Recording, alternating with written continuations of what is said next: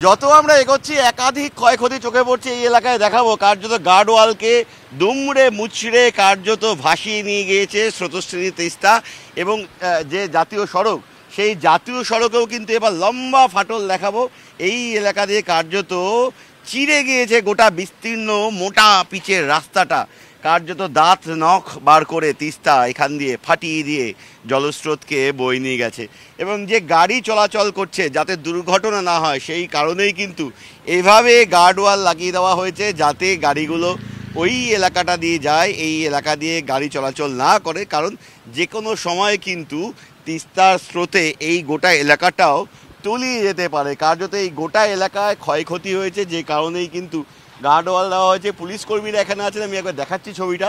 Police কর্মীরা গাড়িগুলোকে এই যে বাকি অংশটা, যে অংশটা সুরক্ষিত, সেই এলাকা দিয়ে কিন্তু নিয়ে যাচ্ছেন। কারণ এই গোটা এলাকায় জাতীয় সড়কের মাঝ বরাবর দিয়ে কার্যত রাস্তা ফেটে গিয়েছে।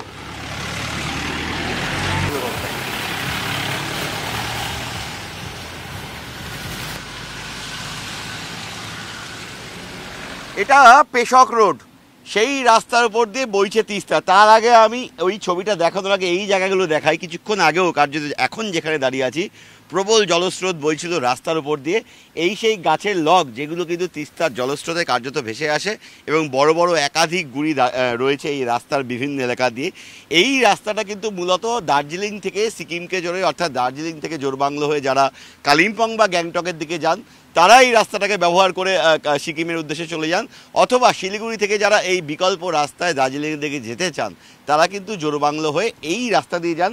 আমি দেখাবো গোটা এলাকাটায় পলি পড়ে আছে, রীতিমতন পা টিপে টিপে হাঁটতে হচ্ছে, কারণ প্রতি মুহূর্তে কিন্তু বিপদের আশঙ্কা রয়েছে। কিছুক্ষণ আগেও এখান দিয়ে তিস্তার জল বইছিল, সেই জলস্তর সবে নেমেছে এবং একটু আগে এগোলে পরে আমরা সেই ছবিটাও আর কিছুক্ষণের মধ্যেই দর্শকদের দেখাবো, যেখান দিয়ে এখনও রাস্তার উপর দিয়ে তিস্তার জল বইছে।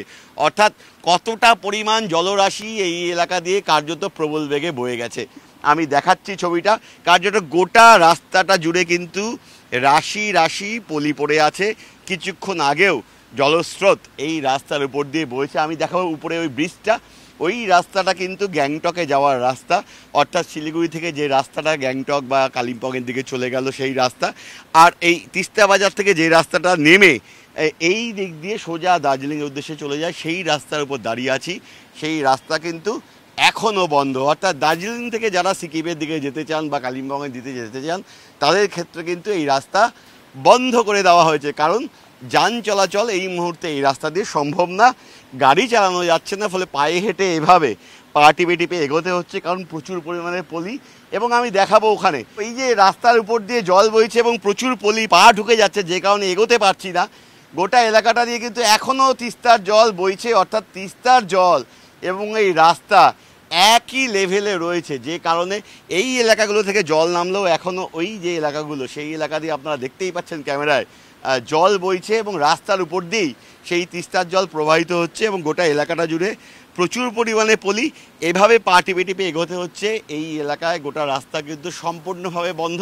এই যে রাস্তাটা, এই রাস্তা দিয়ে চলাচল করা যাচ্ছে না। একদম আমার যে গার্ডওয়ালের উপর দাঁড়িয়ে আছি এবং গার্ডওয়ালের গা ঘেঁষে কিন্তু এভাবে তিস্তা বইছে এবং আমার এই পাশ দিয়ে যদি একবার দীপান দেখাতে পারে ওই এলাকাগুলোয় পৌঁছানো এই মুহূর্তে সম্ভবপর নয়, কারণ গোটা রাস্তাটা বন্ধ। কোথায় ফাটল রয়েছে তা বোঝা যাচ্ছে না, ফলে যে কোনো সময় কিন্তু গোটা এলাকাটা তলিয়ে যেতে পারে। কিন্তু আমি একবার দূরের বাড়িঘরগুলো দেখাবো, যে এলাকায় কিন্তু বেশ কিছু বাড়িঘরে জল ঢুকে গিয়েছে, যেখানে এই মুহূর্তে পৌঁছানো যাচ্ছে না। কারণ বহু এলাকায় এই যে পেশক রোডে যাওয়ার যে রাস্তা, দার্জিলিং যাওয়ার যে রাস্তা তিস্তা বাজার থেকে, সেখান দিয়ে জল বইছে এবং দেখতেই পাচ্ছেন আমরা দাঁড়িয়ে আছি একদম তিস্তার যে মূল গার্ডওয়াল, সেই গার্ডওয়ালের উপরে একদম গা ঘেঁষে কিন্তু তিস্তা প্রবল স্রোতে বইছে। অর্থাৎ আরও একটা ভয়াবহ ছবি একদম গ্রাউন্ড জিরো থেকে TV9 বাংলায় সরাসরি দর্শকদের দেখাচ্ছি আমরা। ক্যামেরায় দীপায়নের সঙ্গে প্রসেনজিৎ, TV9 বাংলা, তিস্তা বাজার।